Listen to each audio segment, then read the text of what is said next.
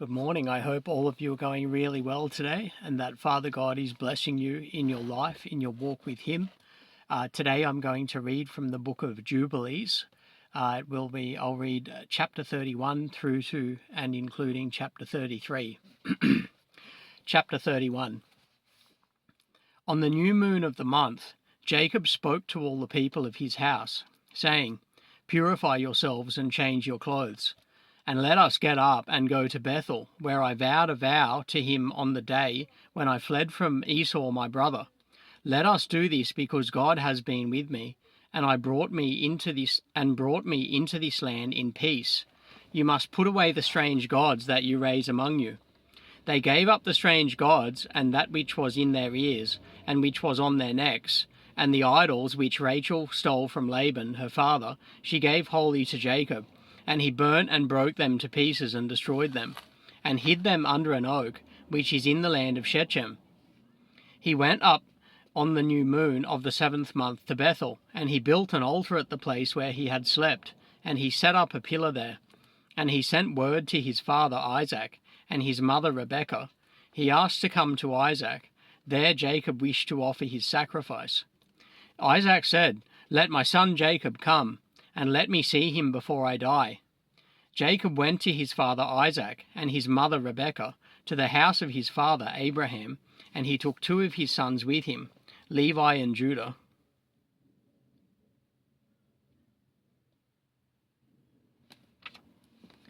Rebekah came out of the tower to the front of it to kiss Jacob and embrace him, for her spirit had revived when she heard, "Look, Jacob your son has come," and she kissed him. She saw his 2 sons, and she recognized them. She said to him, "Are these your sons, my son?" And she embraced them and kissed them, and blessed them, saying, "In you shall the offspring of Abraham become illustrious, and you shall prove a blessing on the earth." Jacob went in to Isaac his father, to the room where he lay, and his 2 sons were with him. He took his father's hand, stooped down, he kissed him. Isaac held on to the neck of Jacob his son, and wept on his neck. The darkness left the eyes of Isaac, and he saw the 2 sons of Jacob, Levi and Judah, and he said, "Are these your sons, my son? Because they look like you." He said to Isaac, "They were truly my sons, and you have clearly seen that they are truly my sons." They came near to him, and he turned and kissed them and embraced them both together. The spirit of prophecy came down into his mouth, and he took Levi by his right hand and Judah by his left. He turned to Levi first, and began to bless him first, and said to him, "May the God of all, the very Lord of all the ages, bless you and your children throughout all the ages. May the Lord give to you and your offspring greatness and great glory from among all flesh. May the Lord cause you and your offspring to draw near to him, to serve in his sanctuary like the angels of the presence of the Lord.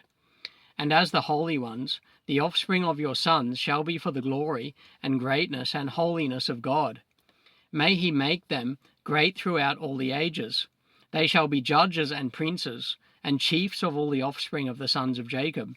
They shall speak the word of the Lord in righteousness, and they shall judge all his judgments in righteousness. They shall declare my ways to Jacob and my paths to Israel. The blessing of the Lord shall be given in their mouths, to bless all the offspring of the beloved. Your mother has called your name Levi, and rightly has she called your name. You will be joined to the Lord, and be the companion of all the sons of Jacob. Let his table be your table, and let your sons eat from it. May your table be full throughout all generations, and let your food not fail in all the ages. Let all who hate you fall down before you, and let all your adversaries be rooted out and perish. Blessed be he that blesses you, and cursed be every nation that curses you." To Judah he said, "May the Lord give you strength and power to put all that hate you under your feet. You and one of your sons will be a prince over the sons of Jacob. May your name and the name of your sons go out across every land and region. Then shall the Gentiles fear you, and all the nations and people shall shake with fear of you. In you will be the help of Jacob, and in you will be found the salvation of Israel. When you sit on the throne, which honours of your righteousness, There shall be great peace for all the offspring of the sons of the beloved. Blessed be he that blesses you, and cursed be all that hate you, afflict you, or curse you. They shall be rooted out and destroyed from the earth. He turned, kissed him again, and embraced him, and rejoiced greatly because he had seen the sons of his son Jacob clearly and truly. He stepped out from between his feet and fell down. He bowed down to him and blessed them. He rested there with Isaac his father that night, and they ate and drank with joy. He made the two sons of Jacob sleep, the one on his right hand and the other on his left. It was counted to him for righteousness. Jacob told his father everything during the night about how the Lord had shown him great mercy, and how he had caused him to prosper in all his ways, and how he protected him from all evil. Isaac blessed the God of his father Abraham, who had not withdrawn his mercy and his righteousness from the sons of his servant Isaac. In the morning Jacob told his father Isaac the vow which he had vowed to the Lord. He told him of the vision which he had seen, and that he had built an altar. He told him that everything was ready for the sacrifice to be made before the Lord, as he had vowed. He had come to set him on a donkey. Isaac said to Jacob his son, I am not able to go with you, for I am old, and not able to endure the way. Go in peace, my son. I am 165 years this day. I am no longer able to journey. Set your mother on a donkey and let her go with you. I know that you have come on my account, my son. May this day be blessed on which you have seen me alive, and I also have seen you, my son. May you prosper and fulfill the vow that you have vowed. Do not put off your vow, for you will be called to account for the vow. Now hurry to perform it, and may he who has made all things be pleased. It is to him you have vowed the vow. He said to Rebekah, Go with Jacob your son. And Rebekah went with Jacob her son, and Deborah with her, and they came to Bethel. Jacob remembered the prayer with which his father had blessed him, and his two sons Levi and Judah. He rejoiced and blessed the God of his fathers, Abraham and Isaac. He said, Now I know that my sons and I have an eternal hope in the God of all. Thus is it ordained concerning the two. They recorded it as an eternal testimony to them on the heavenly tablets how Isaac blessed his sons. Chapter 32. That night he stayed at Bethel, and Levi dreamed that they had ordained and made his sons and him the priests of the Most High God forever. Then he awoke from his sleep and blessed the Lord.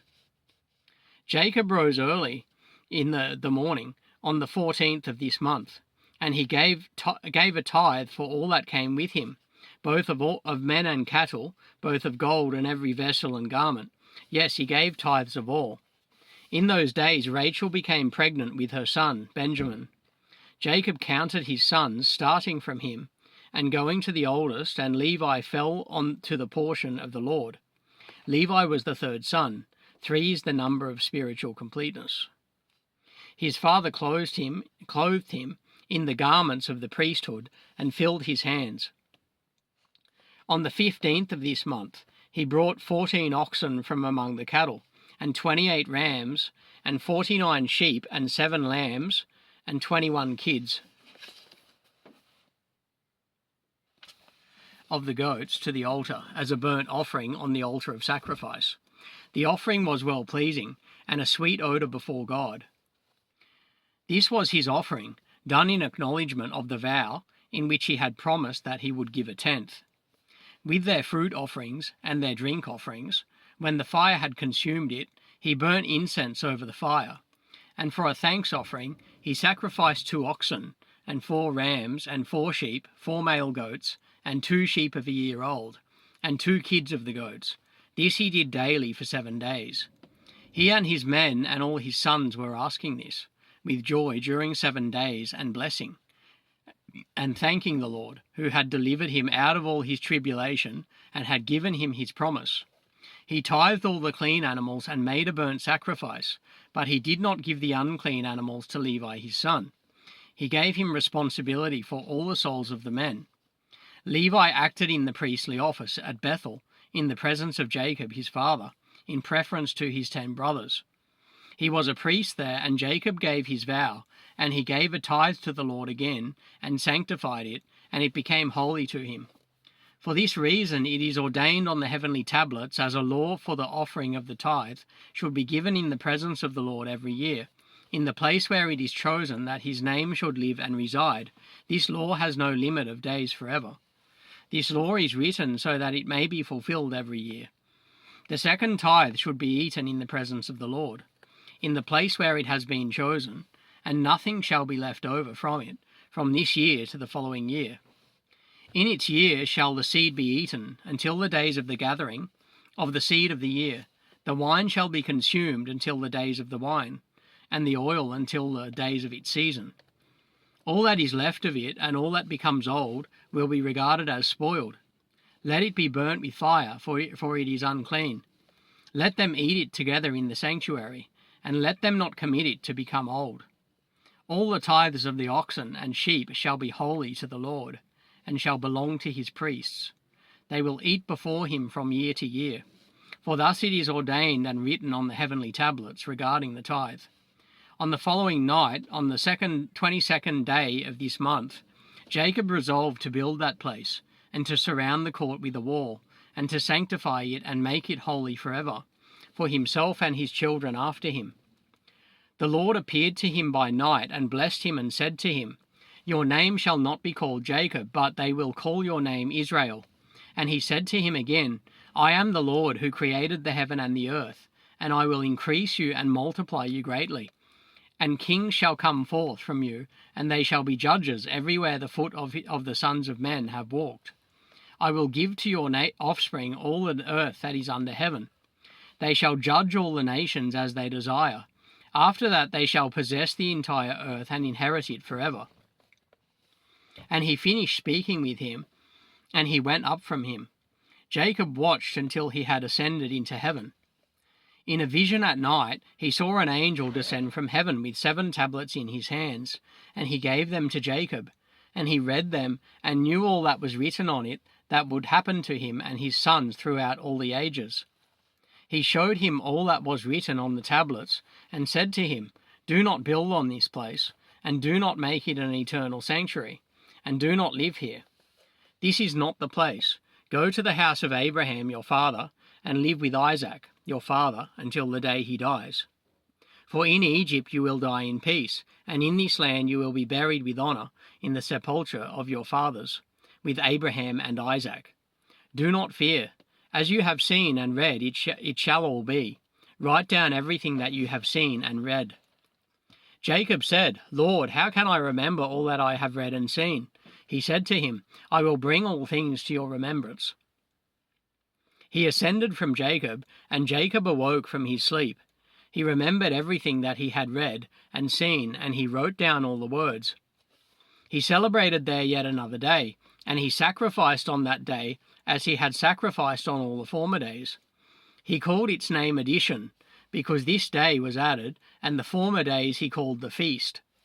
It was made known and revealed to him, and it is written on the heavenly tablets that he should celebrate the day, and add it to the 7 days of the feast.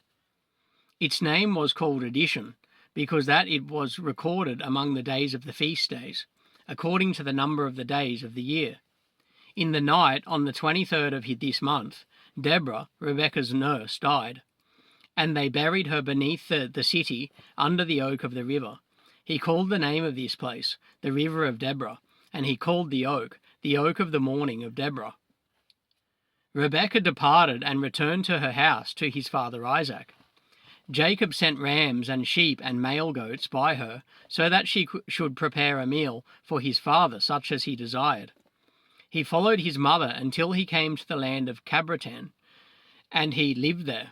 Rachel gave birth to a son in the night, and called his name Son of My Sorrow, for she broke down while giving birth to him, but his father called his name Benjamin. This happened on the 11th day of the 8th month, in the first of the 6th week of this Jubilee. Rachel died there, and was buried in the land of Ephrath. The same is Bethlehem, and Jacob built a pillar on the grave of Rachel, on the road above her grave. Chapter 33.